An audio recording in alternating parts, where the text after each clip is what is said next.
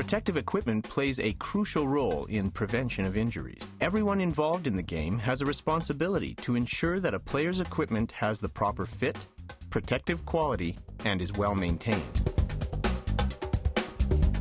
A piece of equipment should completely cover the area it is meant to protect. Equipment should not be purchased to grow into, because if it is too big, it will slide away from the area it is meant to protect. There are good lines of equipment designed specifically for the female player, which will provide the necessary protection. The primary function of protective equipment is to absorb the shock of impact and distribute the force across a wide area. Any piece of equipment with a break or crack in its main structural surface should be discarded or replaced. Equipment must not be modified in a way that may reduce its protective quality. Examine equipment padding and be aware of foam rubber padding which may have become brittle through saturation and age.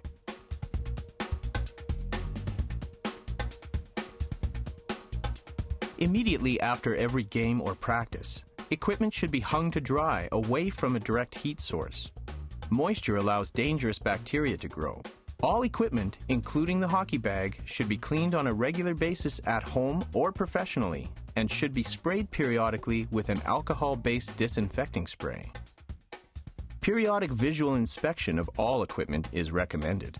Now let's get dressed. Undergarments are essential to provide a clean layer of protection between the skin and the equipment. A pair of clean socks with good moisture-wicking qualities should be worn. The jock strap for males and Jill strap for females are fitted by waist size. It should fit snugly, but not so tight as to be uncomfortable. Shin pads must cover the entire kneecap area, front and side. They should extend from the inside of the pant and cover the skate tongue.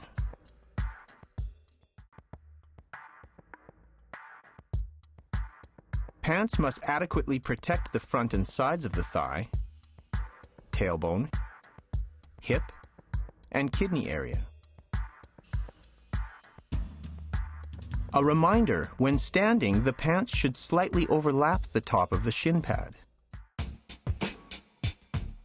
Skates provide protection for the foot and the Achilles tendon. Here are some helpful tips when fitting skates.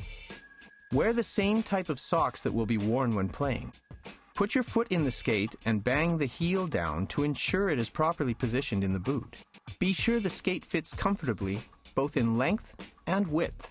Ensure there is 1 finger space between the boot and the heel when toes are touching the front. Keep trying on smaller sizes until the toe presses up against the protective toe cap. Then go back up 1/2 or 1 full size. Lace up skates fully and walk around before deciding. Never buy skates too big with the idea of growing into them.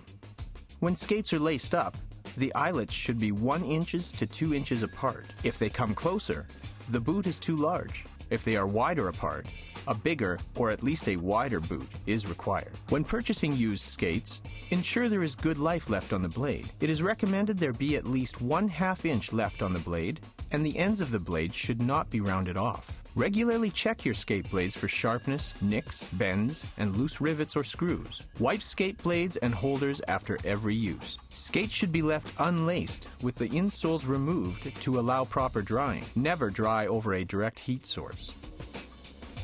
Shoulder pads should adequately cover the shoulder joint, collarbone, chest, upper arm areas, and back. Elbow pads should protect the entire elbow joint as well as parts of the upper arm and forearm. The elbow pads should extend from the bottom of the shoulder pads to the top of the gloves. A jersey should be large enough to fit over the upper body equipment and provide a good range of motion. Socks are tucked inside the backs of the skates and inside the hockey pants. Only helmets bearing a visible CSA certification label may be worn. A properly fitted helmet protects the entire skull, specifically the forehead, temples, ear area, and base of the skull. Not all face masks will fit every helmet, and players should check carefully before purchasing one. Also note, there are different facial protectors for different aged players, and these are identified using different colored CSA stickers. Refer to Hockey Canada's Safety Requires Teamwork book for more information. All facial protection must be CSA certified. The face mask should fit to allow one finger to be placed snugly between the bottom of the chin and the chin cup. Remember that any modification, for example, removing the chin cup, voids CSA certification. Padding on the back of the glove and in the thumb area absorbs shock. The palm of the gloves should not be torn.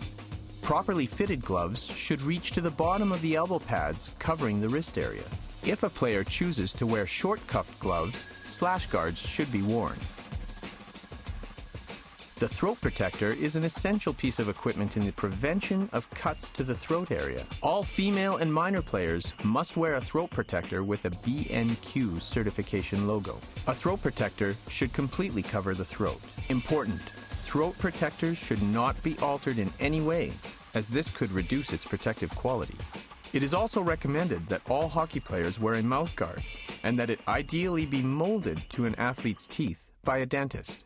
Important: always check with your local governing body as to their requirements with respect to wearing an internal mouthguard.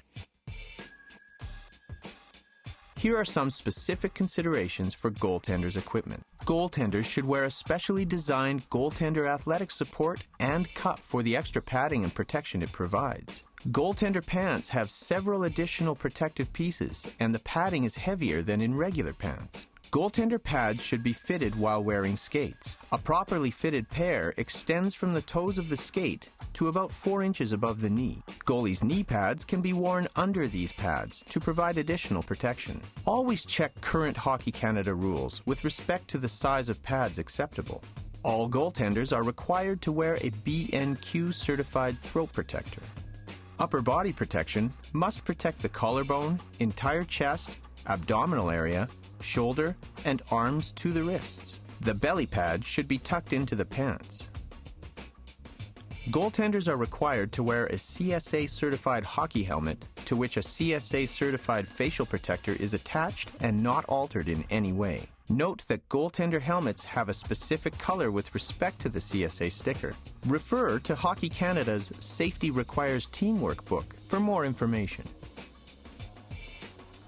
The blocker and trapper are made from leather and should be cared for accordingly. They are fitted according to the hand size of the goaltender and should overlap the arm pad.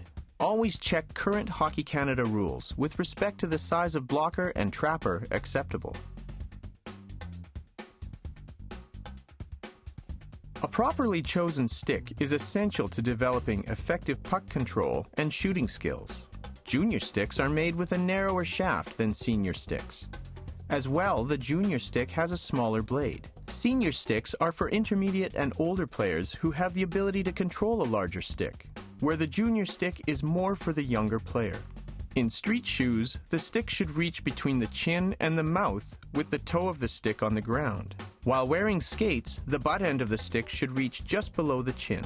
The blade lie is the angle of the blade in relation to the shaft of the stick and affects the angle at which the stick rises from the ice. Sticks come in various lies. In a ready stance with the stick's blade on the ice, there should be no gap between the ice and the bottom edge of the blade. If a gap exists, try a different lie. Sticks also come in various degrees of flexibility.